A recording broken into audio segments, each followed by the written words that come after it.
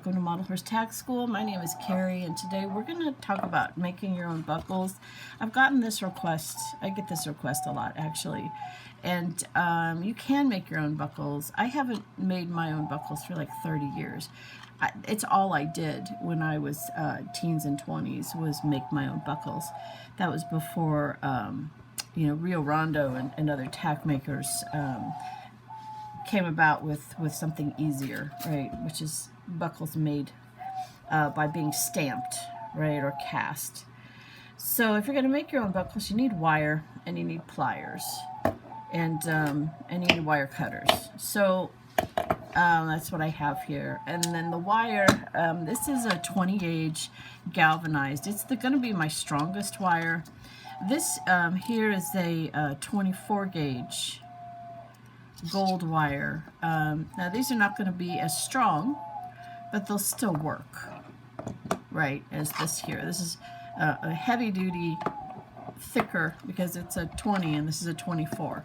And remember, with wire gauges, the bigger the wire gauge number, the smaller the wire. So this is a 20 and this is a 24.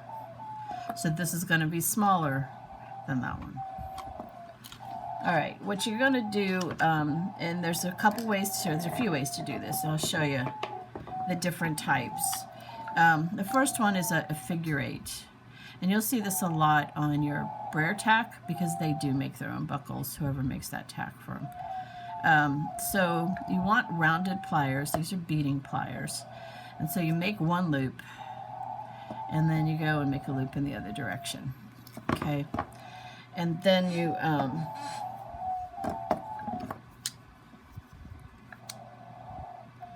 cut it, and I like to use these to kind of flatten it because it's never. And then you can refine it from here. So this is about right for 3/32 leather lace, and that's what I have here is some 3/32 black leather lace. And then you can slip it in, and it looks like that, okay? Let me close that in a little bit.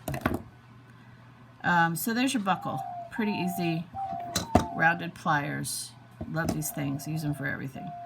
And they do come in different sizes.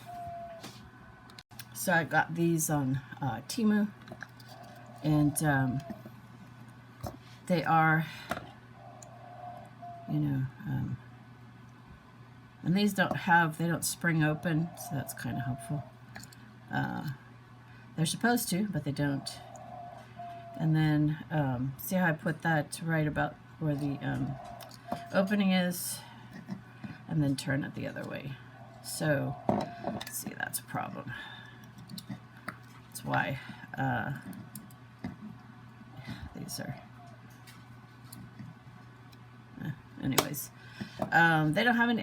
Haven't found anything smaller. There's something in here causing that to stick. But anyways, and then so if you could find something like this in this scale, that would be perfect. But there you go. That's how you make that type of buckle. And they work pretty good.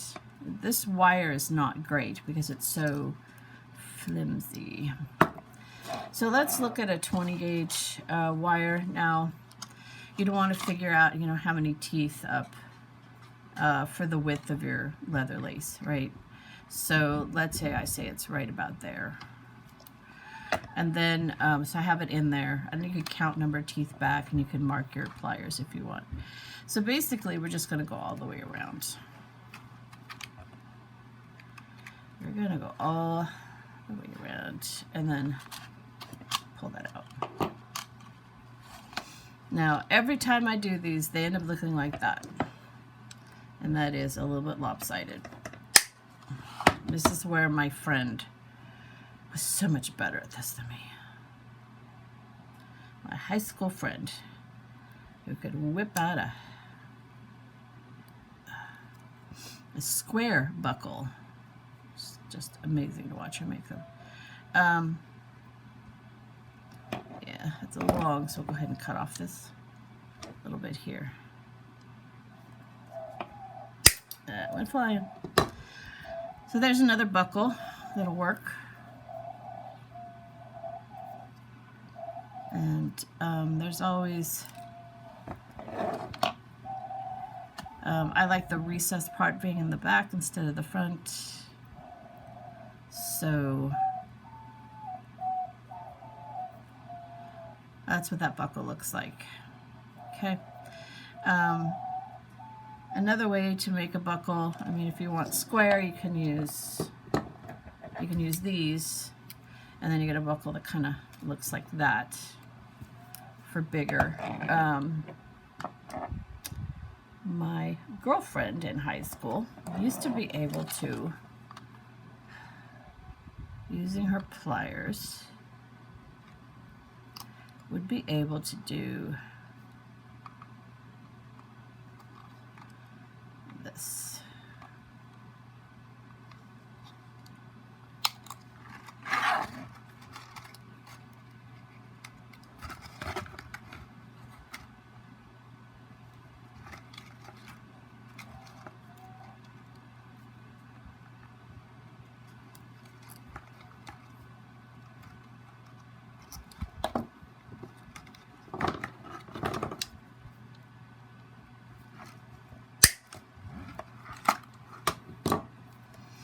Now hers were perfect every time.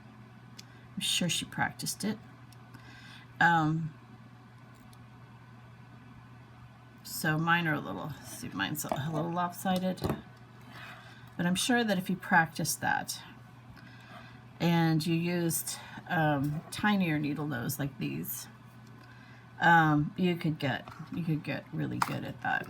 So like I said, if you're using the same place, so I'd mark the pliers, I'm guessing right now.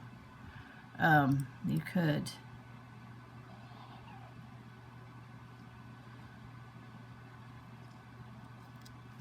see what we got here.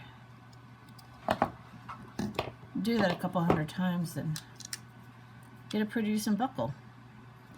Now, I would actually, because I've got two weak spots on this buckle. We've got right here where the leather can come off, and right here where the leather can get, once it's buckled, can come off. So I would probably recommend doing one more. Let's see, one more in here to secure that center. In fact, I think if I was making buckles today, yeah, that would work. I think I would prefer that, because then you would wrap this around both of those center bars, and that would keep this from slipping off. So right there wouldn't be able to slip because you've got two bars holding it in. So I would do that. Let me see if I can show you on this one